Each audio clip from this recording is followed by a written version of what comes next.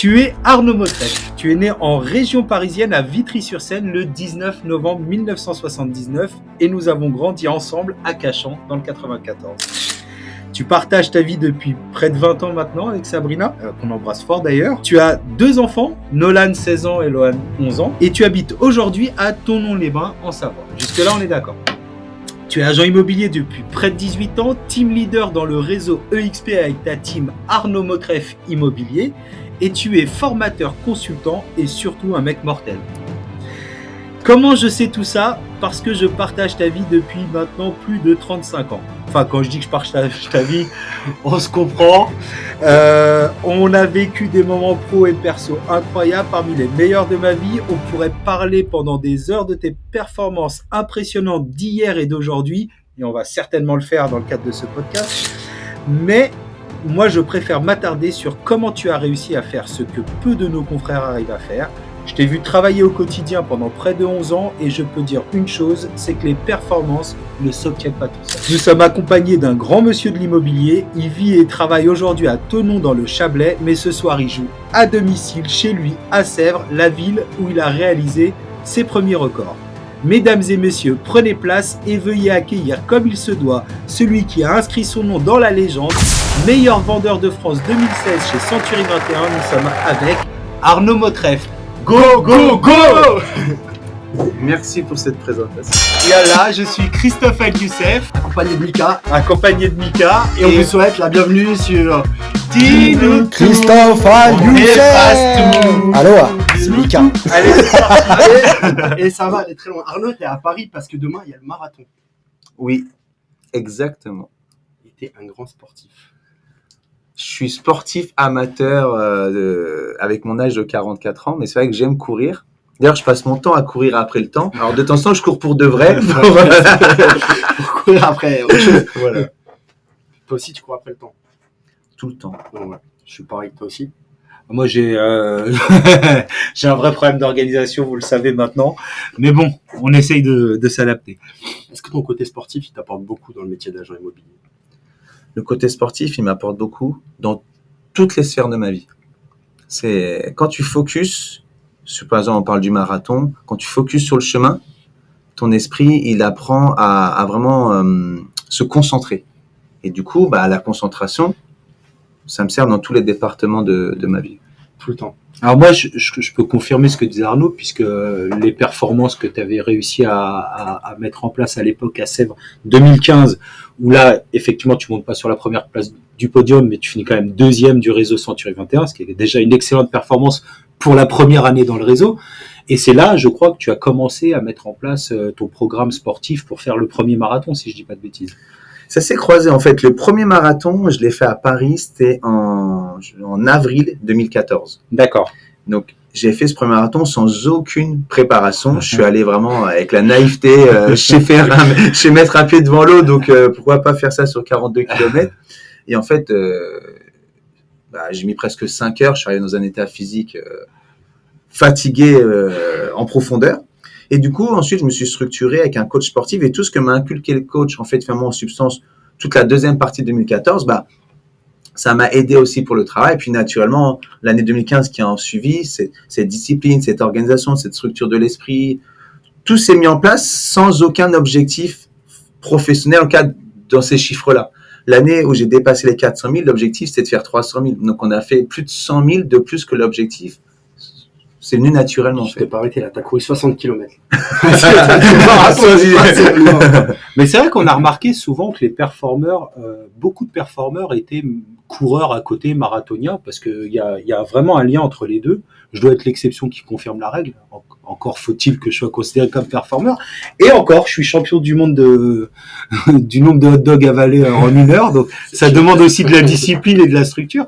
Mais c'est vrai, hein, je pense que cette structure mentale du sportif de haut niveau, parce que un marathon, certes en amateur, ça reste quand même une performance de haut niveau.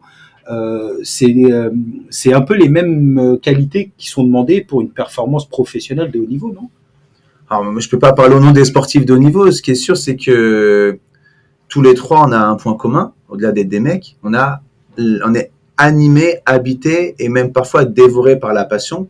et que ce soit l'immobilier qui est notre domaine professionnel ou le sport, peu importe le sport, je crois que c'est la passion avant tout qui nous fait avancer. Donc après, c'est sûr que quand on te discipline d'un côté, ça reste le même cerveau, le même corps, le même contenu, le même contenant. Finalement, bah, tu transposes sans même te rendre compte dans les autres choses. Donc toi, je sais que tu es très adepte de musique. Je t'ai vu répéter des morceaux avec une telle concentration, capacité d'apprentissage pour retenir. À l'époque, c'était pour... On en parle en ce moment, mais j'ai découvert le golf il n'y a pas longtemps. Voilà. Et effectivement, je me suis mis dans la même structure disciplinaire. J'ai beaucoup progressé en un an parce que je suis passionné. Effectivement, tu as absolument raison. Mais... alors, sans trahir secret, est-ce qu'on peut réellement dire que tu es un passionné de l'immobilier en tant que métier? Moi, je suis pas persuadé d'être passionné de l'immobilier en tant que métier. Je suis passionné par les relations humaines qui sont dans ce métier, mais c'est pas le métier en tant que tel qui me passionne. Toi, c'est quoi l'idée? En fait, tu as tout dit. C'est-à-dire que comme l'immobilier, plus de 80%, c'est de l'humain. Donc, quand tu aimes l'humain, à 80%, en substance, tu aimes l'immobilier, tu vois. Après, moi, ce que j'aime, c'est mon autonomie organisationnelle. Ouais. J'ai vraiment cette autonomie qui Ça a toujours été important. Ouais, voilà, pour moi, c'est hyper important.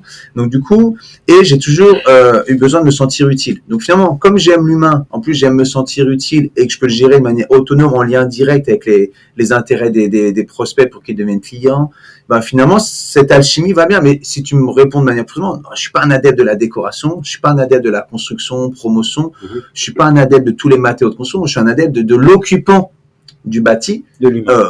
donc la partie humaine. Où finalement, c'est vrai que quelqu'un qui aime la déco, le bâtiment, la construction, mais qui n'aime pas l'humain, là, il va vite se rendre compte qu'il n'est pas forcément au bon endroit. Mais quelqu'un qui aime l'humain, à 80% de probabilité, il est bien, parce que notre métier, c'est quasiment que de l'humain. Finalement, on travaille avec des collègues, on travaille avec des fournisseurs, on travaille avec des partenaires, on travaille avec des particuliers, on travaille avec d'autres professionnels. Enfin, c'est du B2C, du B2B, c'est de l'humain à l'humain tout le temps, en permanence. Même si le terrain d'échange s'appelle immobilier, ça reste de l'humain de toute façon. Et d'ailleurs, j'invite ceux qui l'ont pas regardé encore à jeter un œil sur notre épisode numéro 2 avec Eric de Rubiana, où on aborde justement la psychologie humaine et les émotions, etc. C'est important et intéressant. Et on disait la même chose.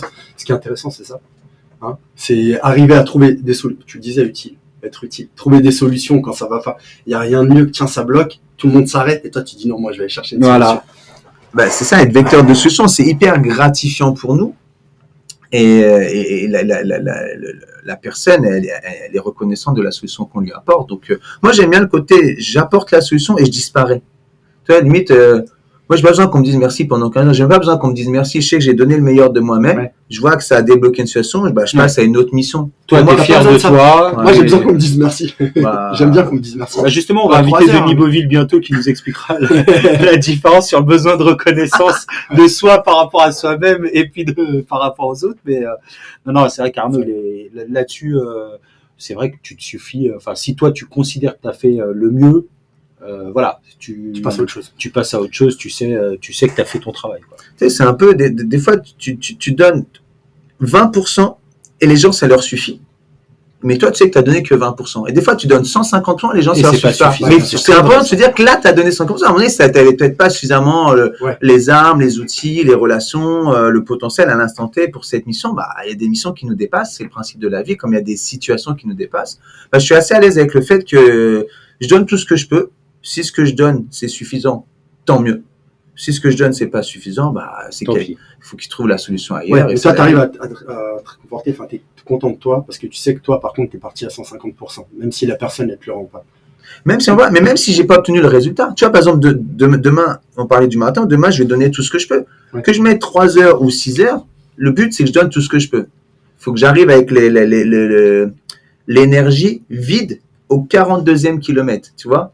Et pas l'énergie vide au 30e, sinon je vais avoir trop de mal à finir. Mais il faut pas qu'il me reste du jus non plus. Tu sais, sinon, ça sert à mettre un dossard. Ouais, t'économiser au point qu'il te reste suffisamment de jus après la course, ça veut dire que t'as pas tout donné en réalité. Voilà, après tu vas dire, si j'avais su, j'aurais pu faire plus. En fait, on a tous un potentiel. Ouais.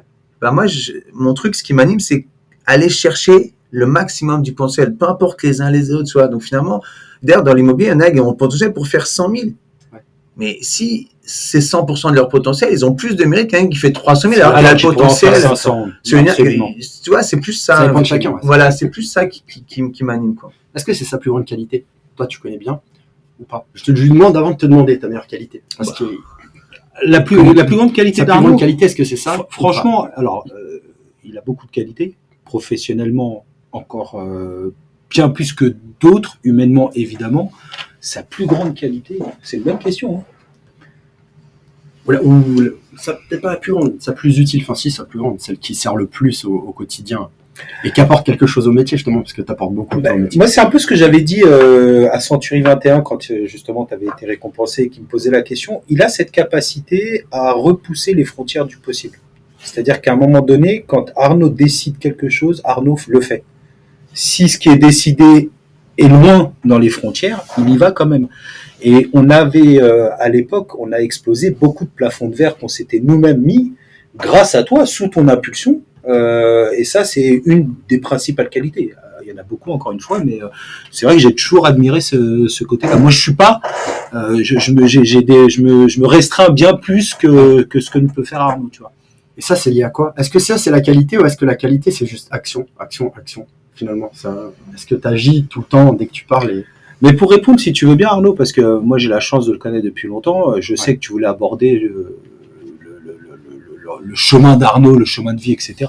Ça peut être intéressant, justement, que tu nous parles de ton enfance, de ton adolescence, de ce qui a pu t'amener, parce que l'homme que tu es aujourd'hui, c'est aussi le résultat de ce que tu étais. Encore une fois, pour l'avoir partagé tout ce chemin de vie avec toi, je sais ce qui t'a amené à avoir cette force-là, mais ça peut être intéressant peut-être pour les gens qui ne le savent pas encore de le découvrir. Ce qui est sûr, tu parles de qualité, moi une qualité que j'ai pas. Et on dit toujours dans les écoles de vente, dans les podcasts, dans les formateurs, quelle est la meilleure qualité que doit avoir un agent immobilier? Ce qui ressort le plus souvent, c'est la résilience. Ouais, mais ce qui sort le plus souvent, c'est l'écoute. Ah, l'écoute. Mais vous savez, est-ce que vous êtes entrepreneur aguerri, vous avez compris avec le temps que c'est pas l'écoute. Mais très souvent, on nous fait croire que c'est l'écoute. Qu'est-ce qu'il dit? Si, ça peut. Arrête. Et en fait, ce qui se passe, c'est que justement, je suis tout le temps dans l'action, du coup, je suis rarement posé à écouter. C'est un travail, j'ai dû faire un énorme travail là-dessus pour me poser, pour écouter. Par contre, cette résilience naturelle, donc je dis ça, c'est tout un parcours de vie. Mais après, ce qui se passe, c'est que moi, je suis de base, tu vois, je suis scorpion. Je suis breton.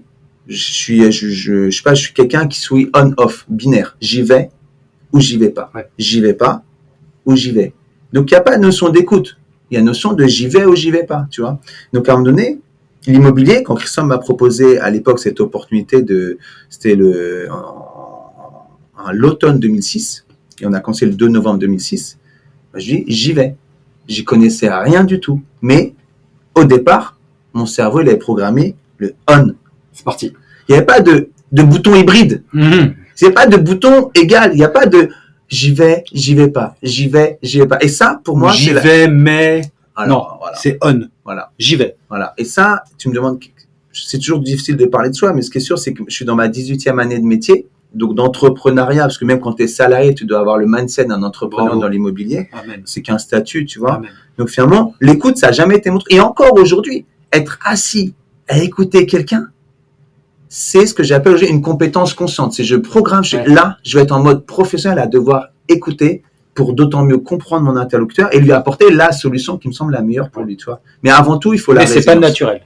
J'ai pas l'écoute naturelle. Autant j'ai l'autonomie naturelle ou la résilience naturelle, autant j'ai pas du tout l'écoute naturelle. Ouais. Moi, j'ai pas, c'est l'empathie de base. De base, c'est pas l'empathie. Et après, je le fais pour, tu sais, pour mieux comprendre et pour trouver la solution. Mais en fait, ce qui m'intéresse, c'est la solution. En fait, on est un enfoiré, mais je viens de le découvrir en plein direct. Arrête-toi, j'aime bien. J'ai pas d'empathie. Non, j'aime bien que les choses se passent bien à côté de moi. Mais pas du tout. Je veux que le résultat soit beau, justement, qu'on aider les gens, mais différemment. C'est pas Marcel quand il se justifie comme ça. Arrête. Focuser toutes les caméras sur Michael, il est bon là. C'est pas à la base, c'est pas ce qui me stimule. À la fin, je veux un beau résultat. Vas-y, sauve-le. Raconte-nous une autre anecdote. Je vais te dire, on a tous nos potentiels de nature, on a tous nos points forts, nos atouts et nos points qu'on va devoir travailler pour progresser, ce qu'on appelait aussi nos faiblesses, qu'il faut conscientiser et travailler. Donc effectivement, toi, si tu n'as pas l'empathie naturelle et que moi, j'ai pas l'écoute naturelle, ça ne nous empêche pas, grâce à notre résilience naturelle ou notre capacité à passer à l'action, de réussir dans l'immobilier. Et il vaut mieux peut-être quelqu'un qui n'est pas l'empathie naturelle ou l'écoute naturelle, mais qui bouge, qui se met en mouvement, qui est au taquet, qui va s'arracher le maillot pour son client, qui lui fait confiance, soit quelqu'un qui écoute, Ouais, bien sûr. qui comprend, Et ça, mais qui met pas en pratique derrière. mais ça sort de ça, parce qu'en fait, tu sais, moi, quand je parle, je veux des solutions. Et je veux pas de problème. Et c'est pour ça que j'ai pas d'empathie. C'est quand les gens, ils restent dans leur Non, mais en confiance, soi, à dire, en soi, ouais, je- ça va pas. je Moi, te je veux pas, taquine. viens, je les tire, tu vois. Je te taquine, mais je pense que tu as raison sur l'approche. C'est-à-dire que le fait de mettre de côté cette empathie fait que tu te focuses vraiment sur la solution apportée au client et qu'il n'y a pas, effectivement, tu n'es pas parasité par des Bah, je veux qu'on émotions. sorte de la boue, tu vois. C'est mon seul objectif. Tu veux mieux, on avance vers mieux. Je vais quand même parler un petit peu, et si ça te gêne, tu me le dis. Et de toute façon, on efface tout à la fin, on est d'accord. C'est le Voilà, principe ça- du podcast. Moi, il y a un truc je te l'ai déjà dit, mais pour lequel je t'ai beaucoup admiré, c'est quand on était jeune, où on avait Et on est tous. toujours jeune déjà. Attends. Déjà, tu as raison. Alors quand on était On plus est jeune à jeunes, cheveux blancs, mais 10 ans qu'on se connaît tous les trois. Nous, ça fait nous ça fait 10 ans. 35 ans. Nous ça fait 35 ans. Et nous, ça fait 10 ans déjà. Ouais, on a bossé tous, du bien. on a tous les poils de barbe qui ont bien blanchi depuis Ouais. 10 ans, 35 ans. Mais du coup, quand on était plus jeune, effectivement, on était ados, etc., où on avait, en tout cas, notre bande à l'époque, tous notre argent de poche, même si c'était pas grand-chose, mais on avait tous un petit peu d'argent de poche. Bah, Arnaud, pour le coup, tu donnais des cours de maths, tu allais faire des jobs à droite, à gauche, et du coup, tu as rapidement eu la valeur de l'effort et du travail. Et je pense que, et moi qui, après, plusieurs années après, ai travaillé avec toi, je pense que tu as gardé, tu veux ça? Eh ben, il faut faire ça. Tu veux ça? Eh ben, il faut faire ça. Il n'y a rien qui t'est tombé tout cuit dans la bouche. Tu as été obligé de te battre pour tout ce que tu as obtenu aujourd'hui. Aujourd'hui, tu as une belle réussite professionnelle, personnelle, patrimoniale, etc. Et je pense que tu t'es battu plus que d'autres pour atteindre tout ça. Est-ce que je dis des bêtises?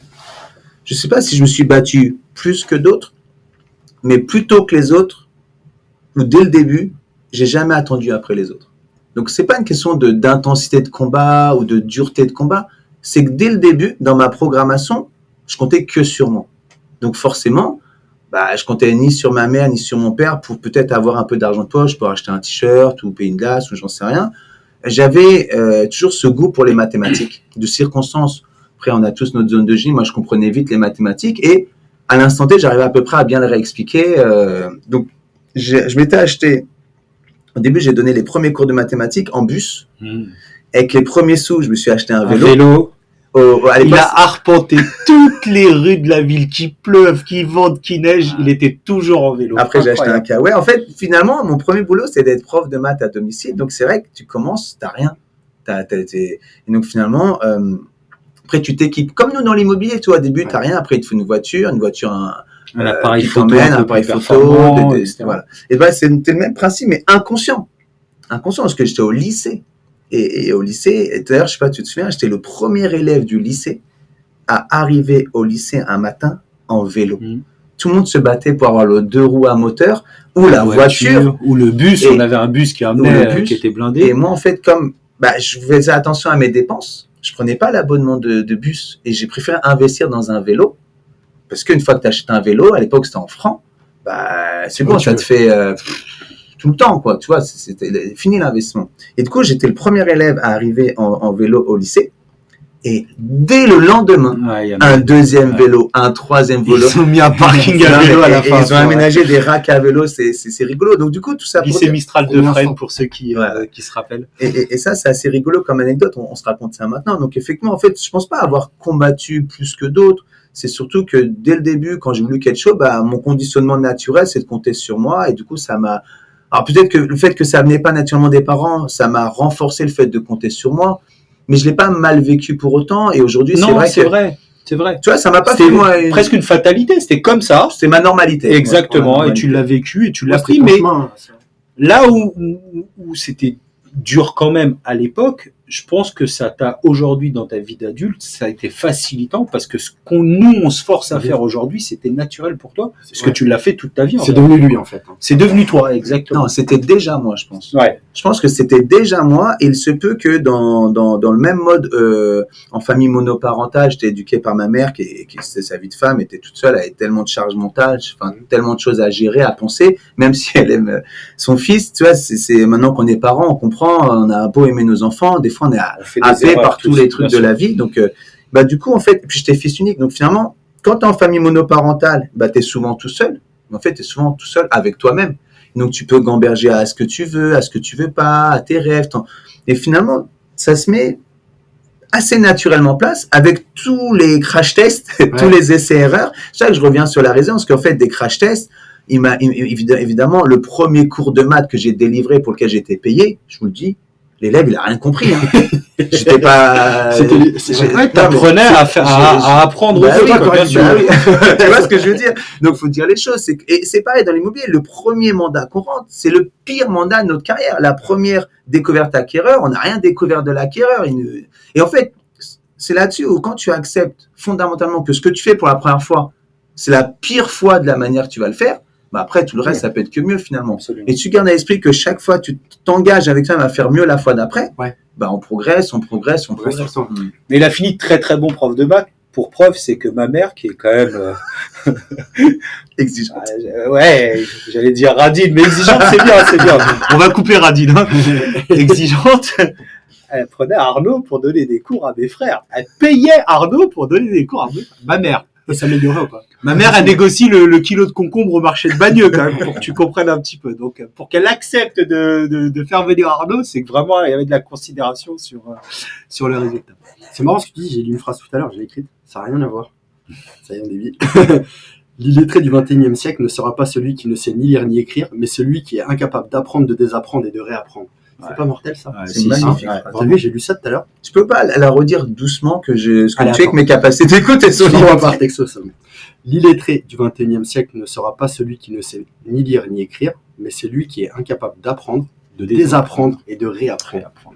C'est fou, hein? Ouais. Mais c'est très vrai. T'as vu le bon moment? Elle est de qui cette phrase? De Michael Coelho. Je sais pas, elle est dans un livre qui s'appelle Père riche, Père pauvre. Bien sûr. Je l'avais lu le livre, mais je me rappelle plus de cette phrase. J'ai dû le lire à la Christophe. Du coup, j'avais bloqué ça. Et là, tu parlais de rater et réussir, rater, réussir. Pour toi, combien d'échecs tu as eu pour combien de réussites? Pour avoir une réussite, combien d'échecs? Je vais te donner une anecdote qui n'est pas très ancienne et Christophe, il la connaît.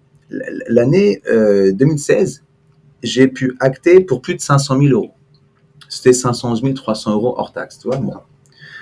Et en fait, j'ai été félicité par toute la communauté, par toute la profession immobilière.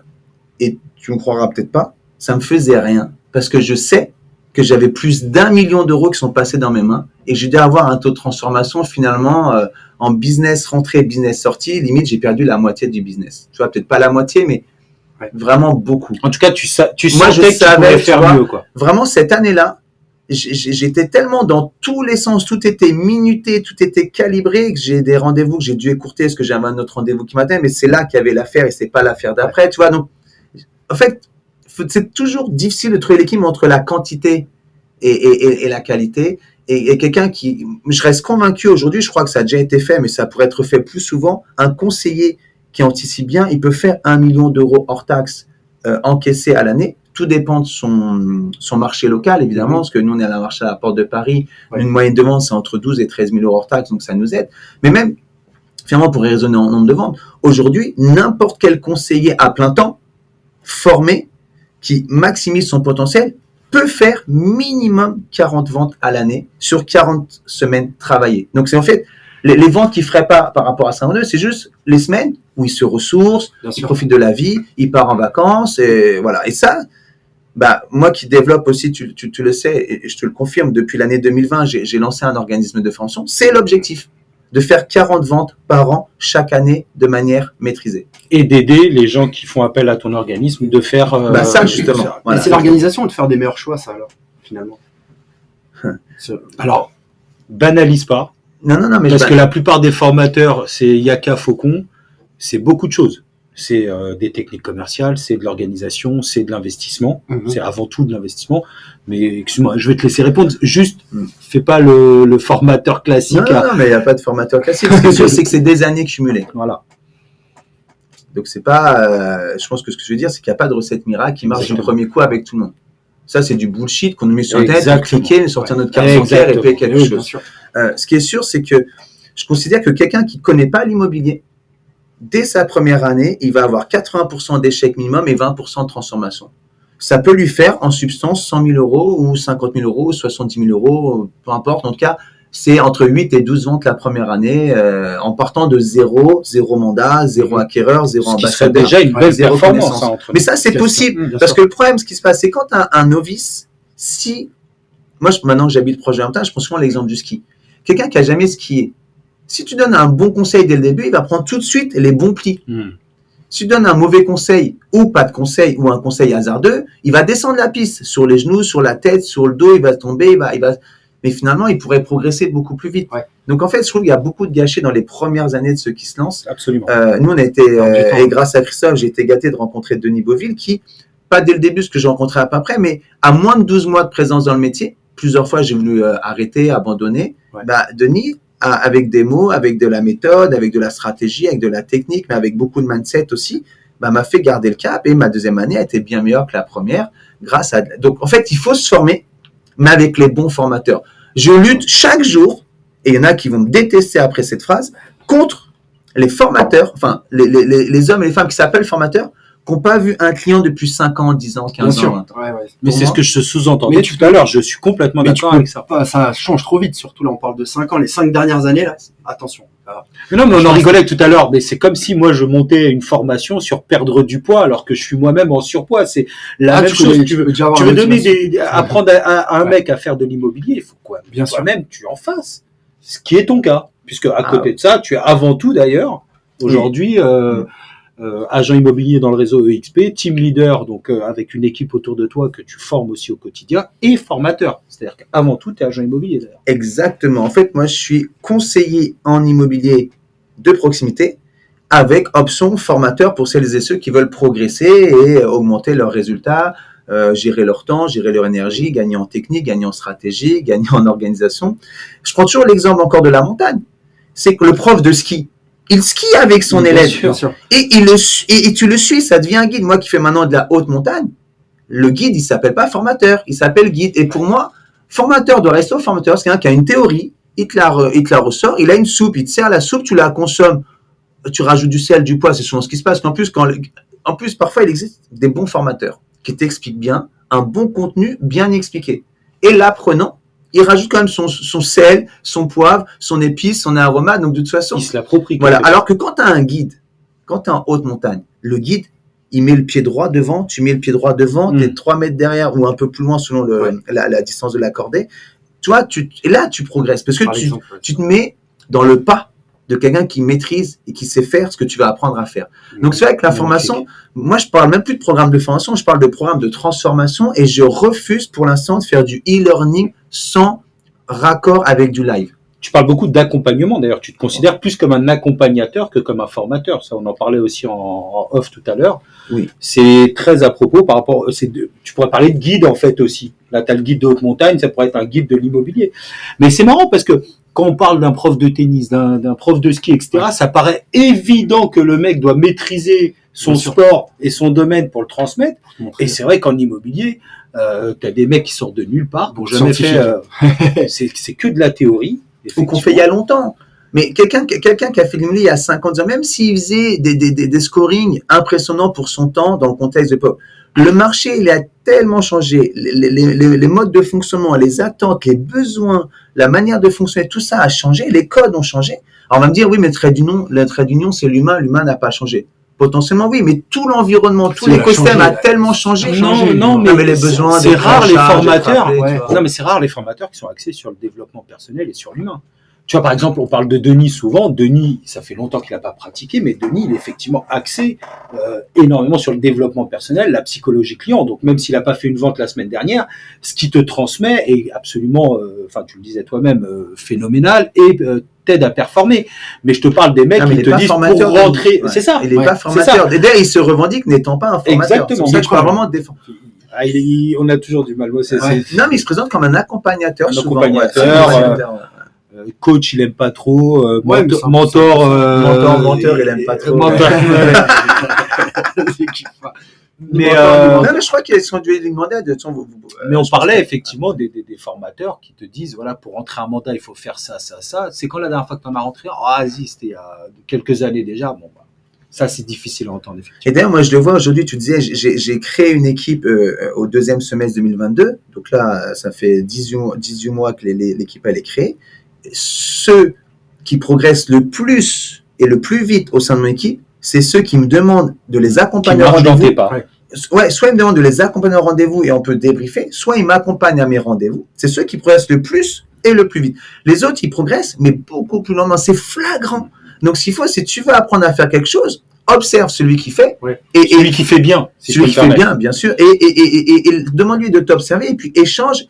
En fait, l'agent immobilier, il part un peu la fleur au fusil. Je vais taper à des portes, je vais faire des flyers, je vais faire des posts sur Facebook, je vais faire des tunnels de vente. Mais si ça ne rentre pas dans une stratégie, ouais. Tu vois, c'est un peu comme la course à pied. On parlait de course à pied, la course à pied. Le marathon, c'est courir. Courir, c'est mettre un pied devant l'autre. En substance, hormis si tu as un handicap physique, tout le monde sait le faire. Mais quand tu creuses le sujet, il y a des techniques de course, des stratégies de course, des préparations de course, du mental du coureur.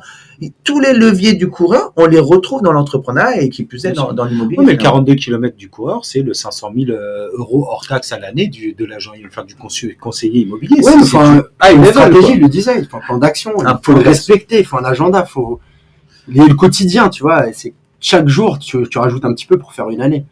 T'as à dire quoi? Non, je vais te poser une question avant que Mickaël revienne, tu sais, parce que lui, il prépare jusqu'à 3h du matin ces questions, mais on s'en fiche, en fait, tu vois, là, on est bien, on discute, on va le laisser après. La dernière fois, Mickaël me posait la question sur ma plus belle expérience, mon plus beau souvenir dans l'immobilier. Ouais. J'avais parlé de la fois où on était monté t'étais monté sur la plus haute marche du podium Century 21. Ce serait quoi la tienne, à part celle-là, puisqu'on l'a vécu ensemble? Ce serait quoi ton plus beau souvenir, toi, dans le métier?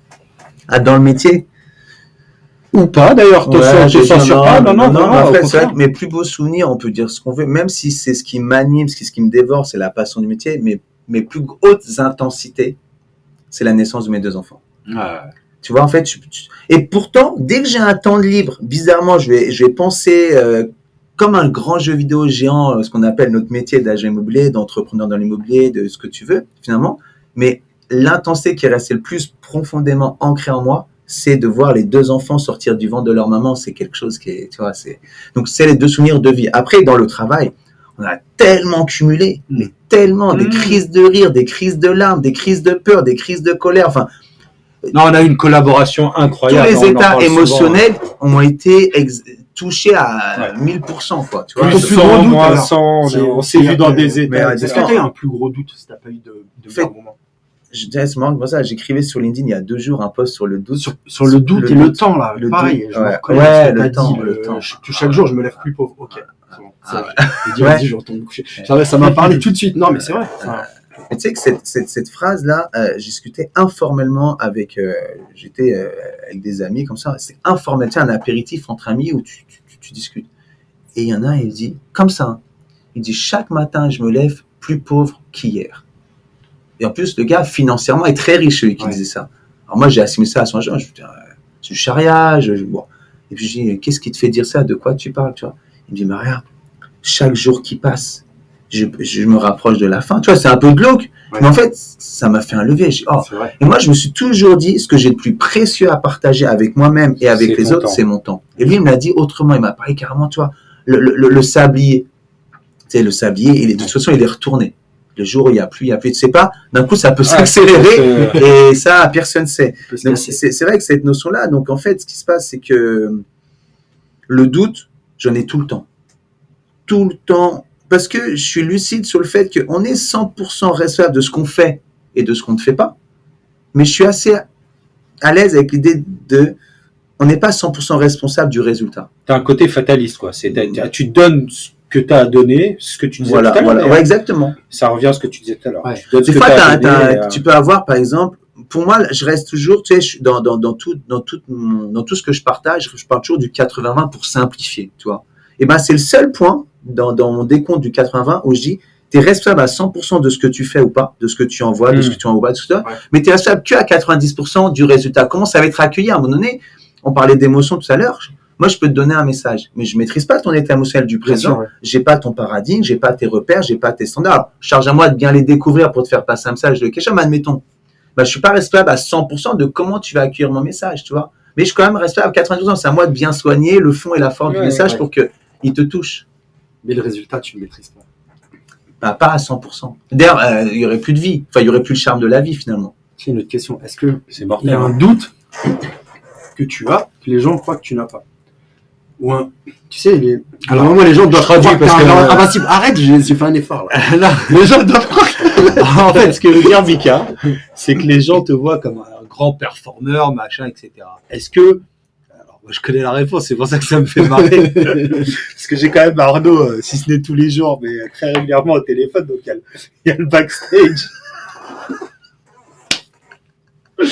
qu'on va pas raconter ici quand même. Mais du coup, est-ce que cette image que tu peux donner de intouchable, enfin de grand performeur, cache en réalité des failles ou c'était ça ta question, Mika? Ouais, c'était ça. Je parle le micro. Bravo. Mais des failles, si tu veux, je pense que je suis bourré de failles. C'est de nature. L'humain est imparfait de nature. Mais par contre, je suis à l'aise avec le fait de fait sera toujours mieux que parfait potentiellement, en fait, qui est jamais fait, tu vois. Donc là-dessus, en fait, ce qui se passe, c'est que je crois qu'on se branle un peu la nouille dans l'immobilier. Ouais, mais grave. Premier podcast, première À un moment phrase. donné, est-ce qu'on ouvre des cœurs? Est-ce qu'on sauve des vies? Est-ce qu'on change la société? Est-ce qu'on change le monde? Est-ce qu'on améliore la vie sur Terre? Est-ce que... Non, on fait rien de tout ça. On aide une personne, puis une autre, on les marie avec la croisée des chemins, on prend un billet, merci, ciao, bye bye, une autre mission. On fait un travail qui est bien, qui est noble, que j'aime et que je suis heureux de faire et que je suis fier de faire. Mais de là à péter Mais le t'es cul, pas prix Nobel de la paix ou de santé. Donc, que tu fasses 300 000 ou 500 000, t'as fait que 40, 50, voire 60. Même si tu fais 100 ventes dans l'année, t'as rien fait pour le monde, quoi. Bravo. Ouais, t'as raison. Attends, enchaîne parce qu'il Un quart d'heure après, attends. Ouais, enchaîne parce qu'il va repartir sur ses questions.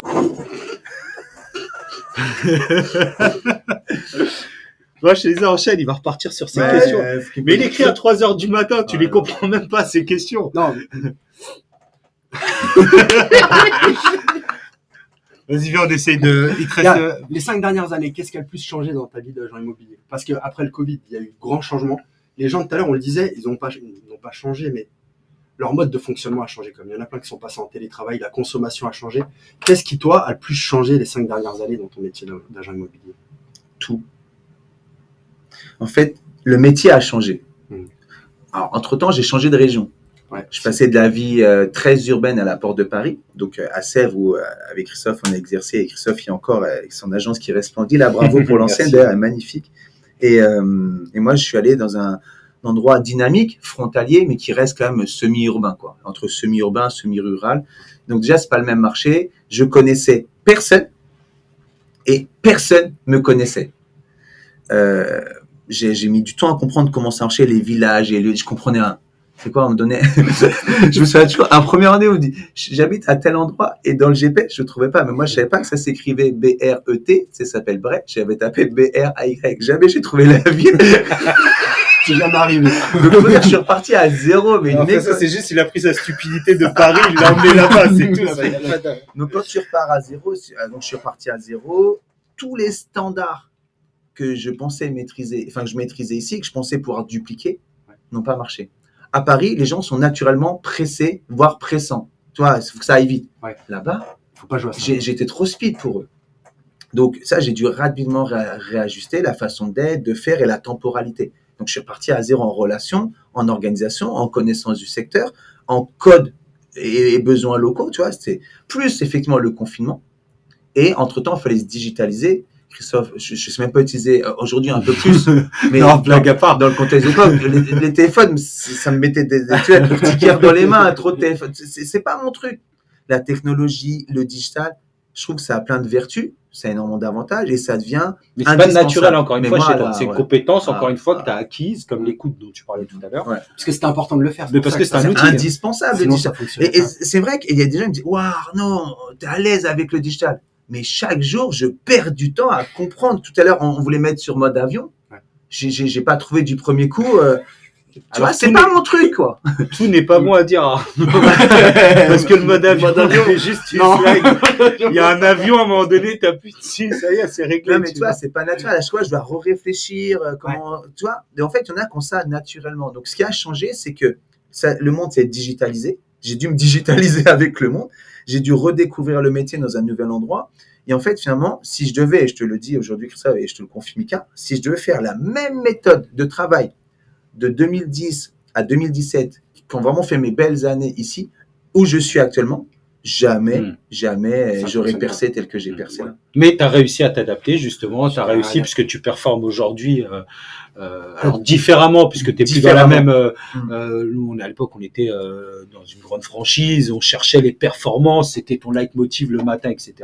Aujourd'hui, tu es plus dans un développement personnel, business, bien plus gros que ce que tu faisais à l'époque. Donc, c'est pas forcément les mêmes aspirations. T'as désappris, t'as réappris.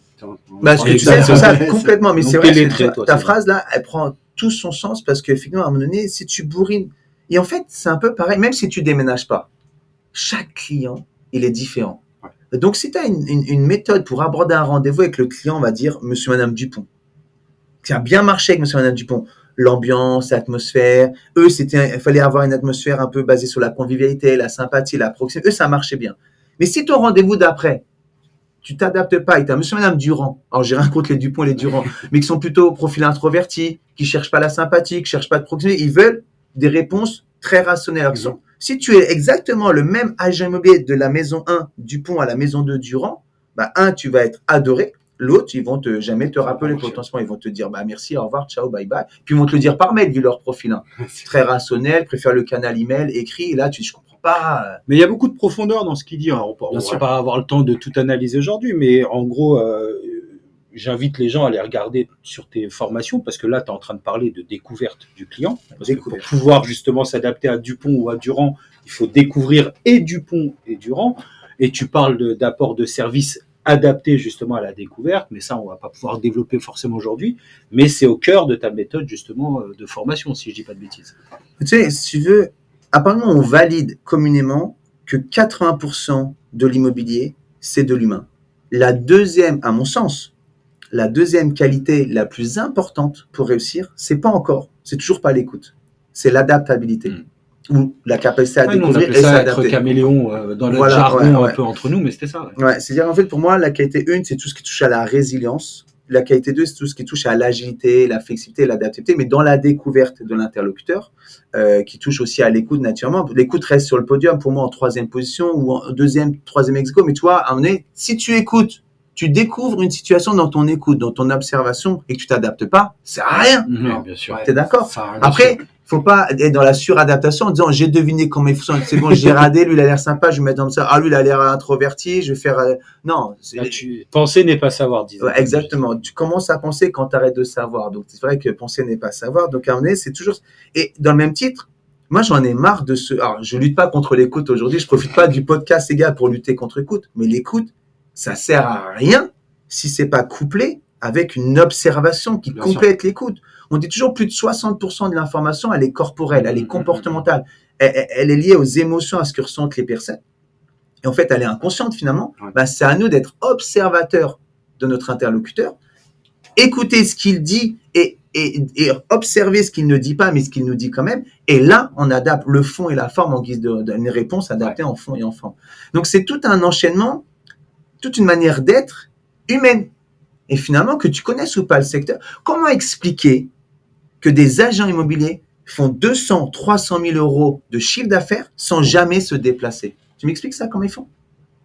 J'aimerais bien que moi, tu m'expliques. Non, mais en fait, toutes ces agences dites low cost, il y a des gens qui ont cartonné. Malheureusement, ils sont partis avec leur structure startup qui a fermé, mais il y en a qui ont cartonné lors de ces agences dites low cost, mais du lancement surtout digital. Voilà, digital. Les gars, ils cartonnaient.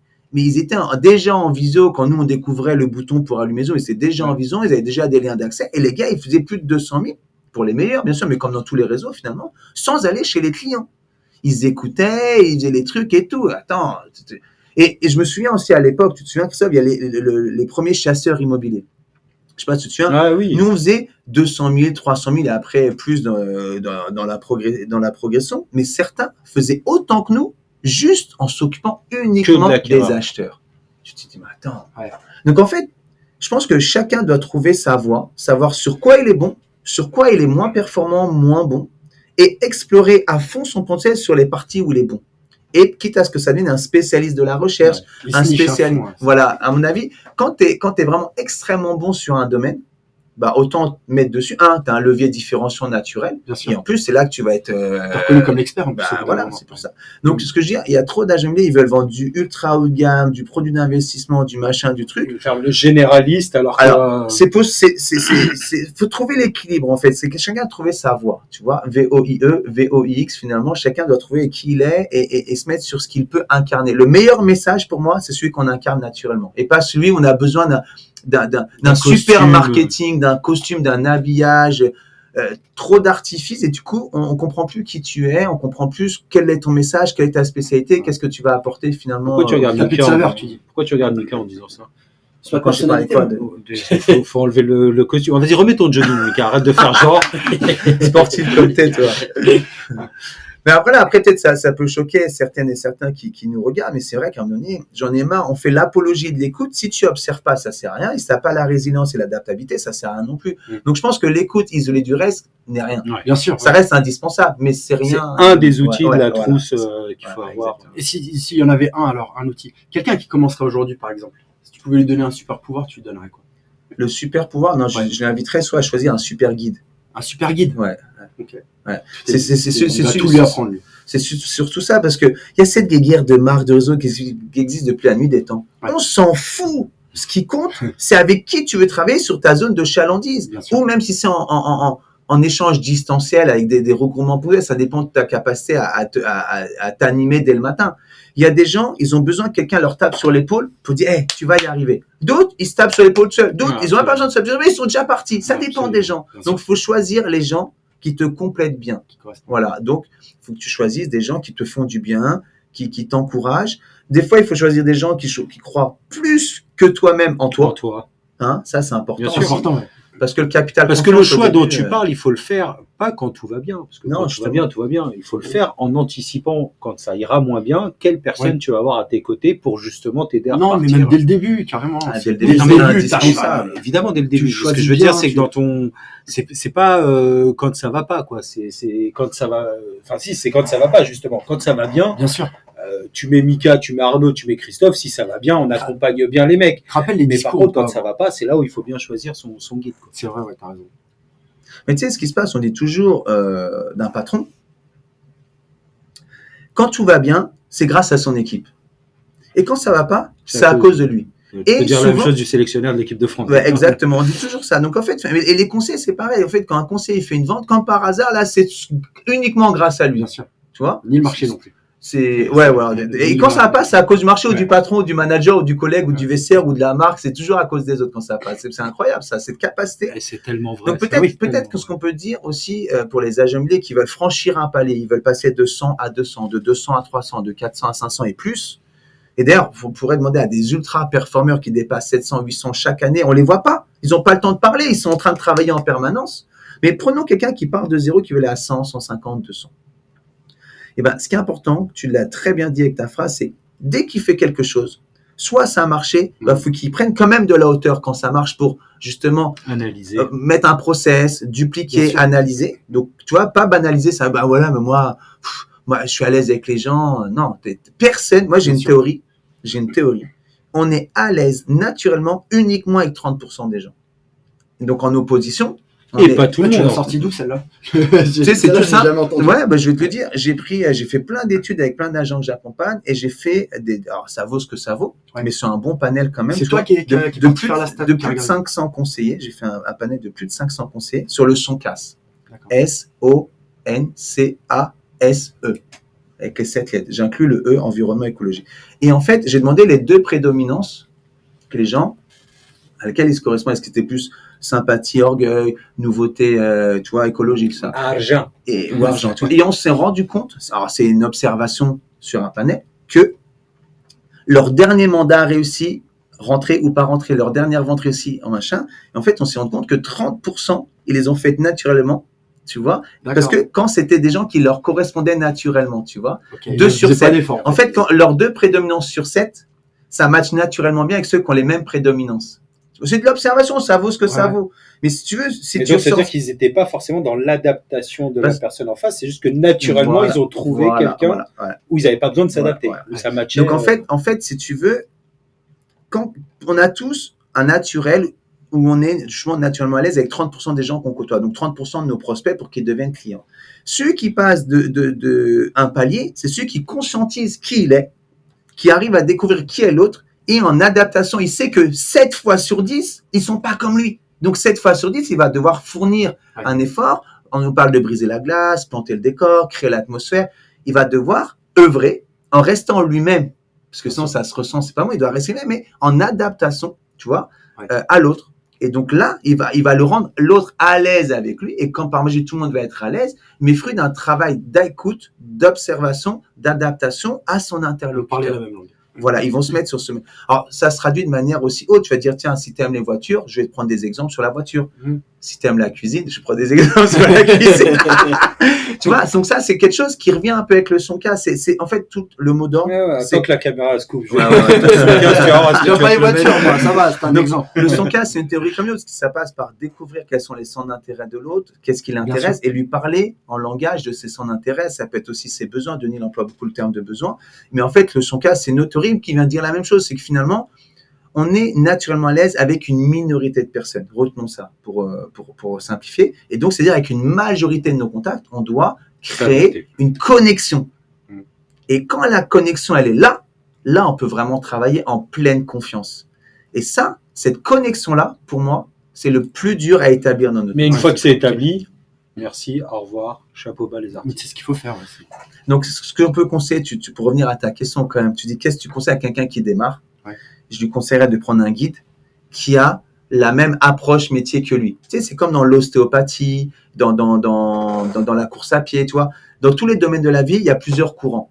Il y a plusieurs manières de faire l'immobilier. Bien sûr. Tu vois, il y a des manières, il faut qu'il trouve un guide, une équipe, une organisation, une structure, un écosystème, qu'il adopte un écosystème qui a les mêmes valeurs que lui, la même vision que lui, et qui suive une personne à la trace pendant 6 mois, 1 an, 18 mois, 24 mois, jusqu'à ce que lui, de manière autonome, il puisse naviguer dans les eaux de l'immobilier. Tout seul. Voilà. Mais qui s'y retrouve dès le début, par contre. En suivant quelqu'un qui sait faire et qui te montre dès le début, tu iras plus vite en termes de progrès et donc de résultats que quelqu'un qui fait... il y en a qui croient, ils regardent un tuto sur YouTube qui dure 10 minutes, c'est bon, je suis agent immobilier. Bien sûr. Tout le monde. Mais tu sais que c'est horripilant pour de vrai. Hein. Moi, ça m'a souvent... Enfin, bon, pourquoi revenir. Parce que moi... Parallèlement à ce que tu dis, c'est le terme manager, par exemple. Il y a beaucoup de réseaux de mandataires indépendants. Tu recrutes 3 personnes, tu es manager. Moi, ça fait 20 ans que je suis manager. Je sais ce que c'est qu'être manager. Je sais que c'est un vrai métier. Tu disais tout à l'heure, quand ça marche bien, c'est grâce à eux. Quand ça marche pas, c'est à cause de toi. Faut pas être susceptible, faut s'adapter, faut donner sans rien attendre en retour. C'est un vrai métier manager. Et quand c'est galvaudé comme ça, effectivement, parce que tu as recruté 2 personnes et demie qui seront pour la plupart plus là dans 6 mois, tu te dis manager, bah ça m'embête. Et je pense que c'est un peu ce que tu es en train de dire. Mais tu sais que dans le même esprit, je pourrais avoir la carte T depuis mes 10 années. C'est pour ça que je dis que tu es agent immobilier. C'est vrai que c'est pas le terme exact. Puisque mais après, je vais l'apprendre là, parce que maintenant que j'ai mes bureaux, j'ai ma structure, le dossier est en cours pour l'avoir, donc je vais l'avoir. Mais dans ce laps de temps où je pouvais l'avoir, et maintenant où je l'apprends, il y a à peu près 4-5 ans qui s'écoulent, énormément de gens me disent, mais pourquoi tu l'as pas prise? J'en ai pas besoin. Non, mais quand même, tu peux l'avoir. Tu la veux pas? Non. Mais en quoi ça va être mieux pour moi de l'avoir? Tu vois ce que je veux dire? Donc finalement, là, je vais l'avoir pour des raisons de bureau, de structure d'accueil, mais si tu veux, moi, j'étais très bien agent commercial en agence, que ce soit chez Century Matin, avec les agences de lesquelles je travaillais, ou le nouveau réseau que je rejoins, EXP Realty. Si tu veux. Bon, maintenant on s'est structuré, je vais prendre la carte, mais pour des raisons réglementaires. Enfin, c'est maintenant, tu en as besoin, voilà, tu l'apprends. Avant, tu n'en avais pas besoin, tu l'apprenais pas. C'est pas une réussite en soi de l'avoir ou de pas l'avoir. Et en fait, je trouve que trop de gens dans la société s'accomplissent à travers ce qu'on leur met sur les épaulettes. Oui, bien sûr. Si tu veux, je crois que la plus belle réussite, c'est le nombre de rendez-vous chez le notaire. Ça veut dire que plus tu es allé chez le notaire, plus tu as aidé des gens à s'accomplir eux-mêmes dans le cadre de leur projet de vie et dans le département immobilier de leur projet de vie. Et là, je trouve que ça, c'est plus puissant que n'importe quelle étiquette qu'on te met sur la veste, à l'intérieur de la veste, dans la manche. On s'en fout de ça. Pour moi, ça, c'est de la branlette. Ok. Ça, c'est fait. Bon, Arnaud, je suis en train de lire là, les dernières questions de Mika, elles n'ont aucun intérêt. Demain, tu as le marathon, donc il ne faut pas que tu te couches trop tard ce soir. Je te propose de conclure ce podcast. Si tu as une dernière chose à dire à ceux qui nous écoutent, ce serait quoi? Donner le nom avant ça de ton organisme de formation quand même, parce qu'on en a pas Ça, je parlé. pensais à la fin, les... Bah, c'était Là, la fin. on est t'as en dit. off, là. Oui, non, mais je veux dire qu'ils nous disent. Non, mais qu'ils nous disent le C'est dernier. votre fin. C'est pas la. S'ils nous disent le dernier truc, et après on Deuxième dit, point. bah écoutez, retrouvez Arnaud, Ok. les trucs, etc. Ok. Bah, Je te relance. Bon, écoute, Arnaud, je suis en train de regarder les. Non, attends un petit peu. Écoute, Arnaud, là, je suis en train de regarder les dernières questions de Mika. Oh, tu redis ça, enfoiré. Non, mais c'est ça qu'il a écrit. Il n'y a pas de question. Il y a juste écrit. Non, c'est Je ces place cette questions, punchline avant la fin. Mais franchement, elles sont pourraves. On les a faites, ça y est, on a tout. Non, je sais, c'est pour ça. Tout Mais je préfère le faire comme ça. C'est un petit tacle en passant. Écoute, Arnaud, je suis en train de regarder les dernières questions de Mika. Honnêtement, elles n'ont pas grand intérêt. Je sais que demain, tu cours le marathon, donc il va falloir que tu rentres pas trop tard. Je te propose de conclure ce podcast. Si tu avais une dernière chose à rajouter, ce serait quoi? Bah, merci. Ça, c'est avec plaisir. C'est un plaisir. Merci pour ce moment, les gars, parce que c'est un moment de partage entre passionnés. Je vous connais intimement et je sais que vous travaillez, faites partie des, j'allais dire rares, mais non, mais De ceux, en tout cas.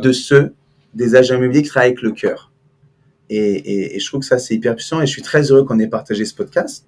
Merci à Mika pour cette initiative que tu fais de communiquer de manière ludique, justement dynamique, moderne, sur les différents thèmes, dont l'immobilier et l'entrepreneuriat. Donc, bravo pour ce que tu fais et je pense que ton podcast va être un des plus suivis très rapidement parce que ce que tu fais, c'est vraiment un top.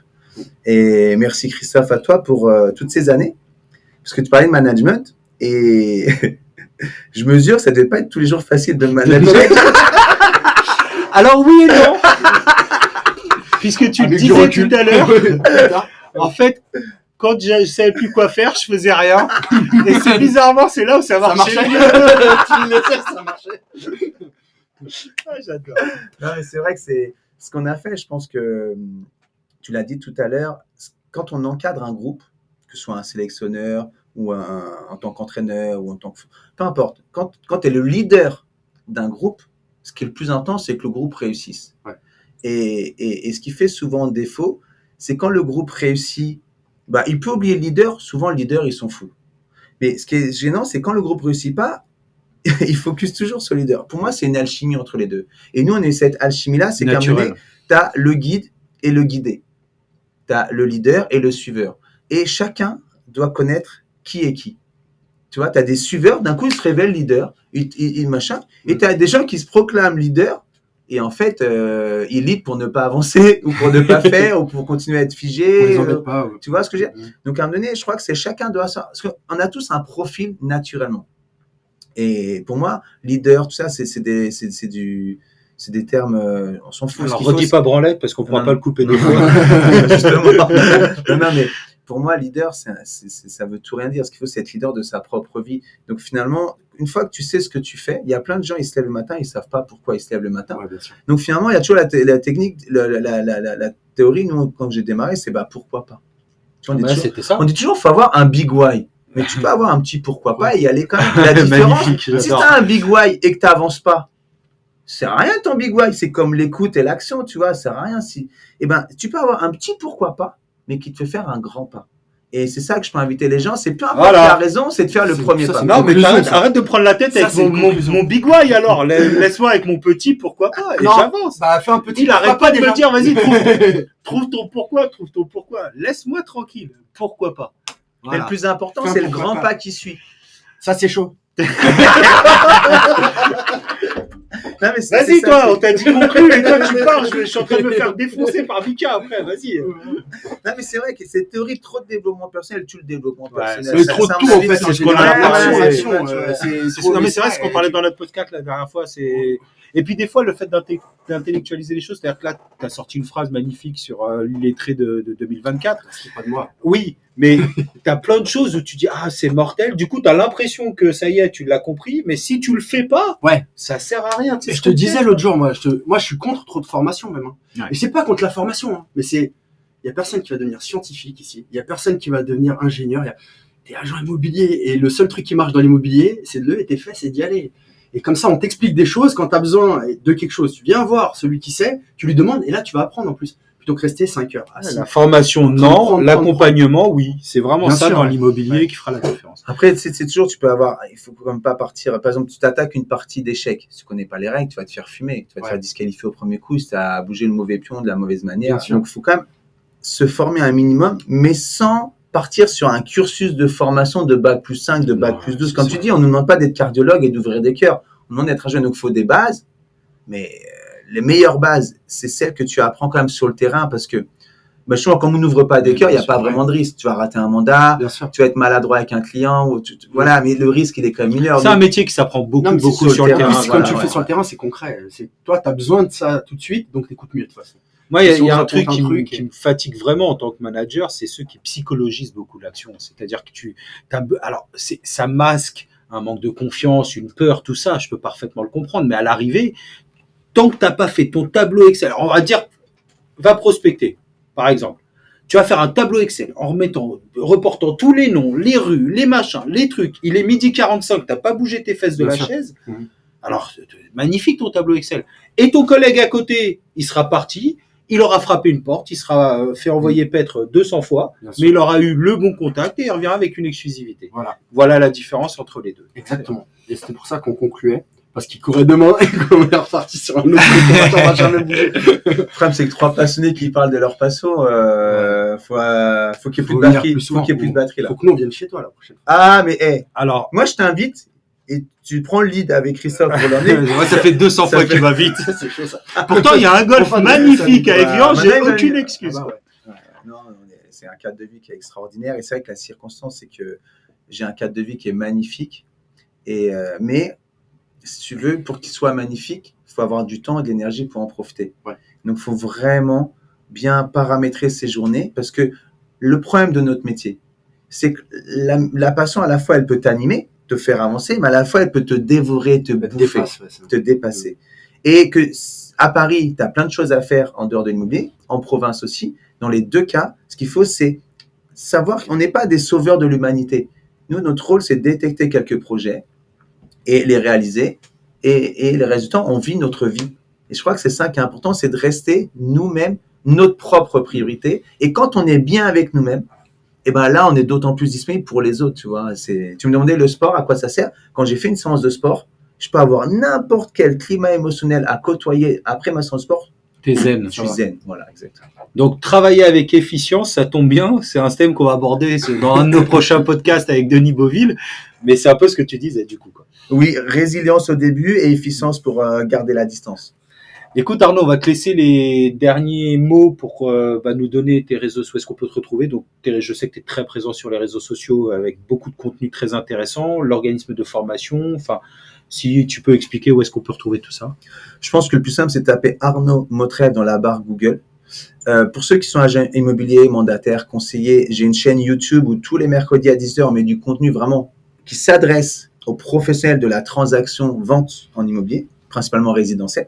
Sinon, quasiment tout le matin, je mets quelque chose sur LinkedIn. Après, mon téléphone et mon email, on le trouve assez aisément. Puis tu pourras le mettre à la fin de podcast. Vraiment, pour ceux qui sont professionnels de l'immobilier, je pense que c'est le canal YouTube et le canal LinkedIn. Après, tout ce qui est formation, programme d'accompagnement, de coaching, de consulting, c'est vraiment, pour le coup, tu sais que je suis adepte du sur-mesure. Donc, c'est une visio avec la personne. Et puis, on voit si vraiment je suis la bonne personne. Tu fais ce que tu expliques, c'est-à-dire que tu découvres avant d'offrir. Oui. Ce serait bien triste que tu le fasses autrement.